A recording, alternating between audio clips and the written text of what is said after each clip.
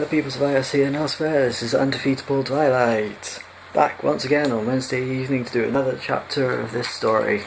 We are going to be doing this for a while, because look, this is how far, that's how much we have still to read.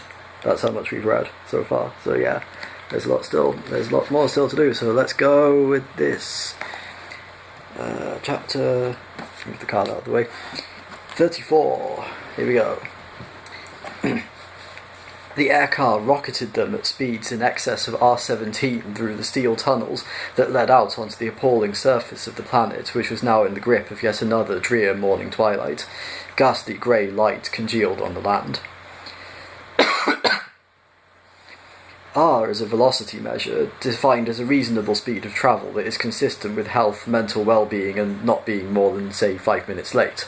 It is therefore clearly an almost infinitely variable figure according to circumstances, since the first two factors vary not only with speed, taken as an absolute, but also with awareness of the third factor. Unless handled with tranquility, this equation can result in considerable stress, ulcers, and even death.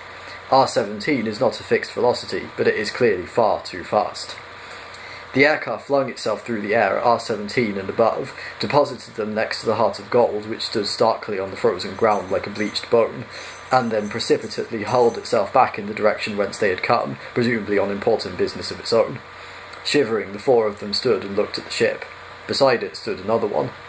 It was the Blagulon Kappa police craft, a bulbous shark-like affair, slate green in colour and smothered with black stencilled letters of varying degrees of size and unfriendliness. The letters informed anyone who cared to read them as to where the ship was from, what section of the police it was assigned to, and where the power feed should be connected. It seemed somehow unnaturally dark and silent, even for a ship whose two-man crew was at that moment lying asphyxiated in a smoke-filled chamber several miles beneath the ground. It is one of those curious things that are impossible to explain or define, but one can sense when a ship is completely dead. Ford could sense it and found it most mysterious. A ship and two policemen seemed to have gone spontaneously dead. In his experience, the universe simply didn't work like that. The other three could sense it too, but they could sense the bitter cold even more, and hurried back into the heart of gold, suffering from an acute attack of no curiosity. Ford stayed and went to examine the Blagulon ship. As he walked, he nearly tripped over an insert steel figure lying face down in the cold dust. I think that's supposed to say inert, but... "Marvin!" he exclaimed. "What are you doing?"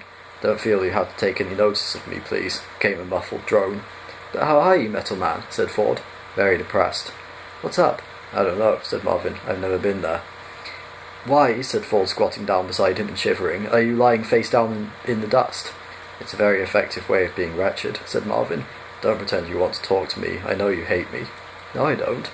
"Yes, you do. Everyone does. It's part of the shape of the universe. I only have to talk to somebody and they begin to hate me. Even robots hate me. If you just ignore me, I expect I shall probably go away." He jacked himself up to his feet and stood resolutely facing the opposite direction. "That ship hated me," he said dejectedly, indicting the police craft. "That ship?" said Ford in sudden excitement. "What happened to it? Do you know?" It hated me because I talked to it." "You talked to it?" exclaimed Ford. "What do you mean you talked to it?" "Simple. I got very bored and depressed, so I went and plugged myself into its external computer feed. I talked to the computer at great length and explained my view of the universe to it," said Marvin. "And what happened?" pressed Ford. "It committed suicide," said Marvin, and stalked off back to the Heart of Gold. No wonder it's taking us a long time to get through these books when the chapters are all so short, but that's it for today, so thank you all so much for watching. You can subscribe if you want, or not, if you want to see more of these. And follow me on Twitter. I have a Twitter account. I should probably advertise that on my channel. So I'll post a link to that in the description, and you can check that out if you want. And yeah, until next week, take care, love and peace.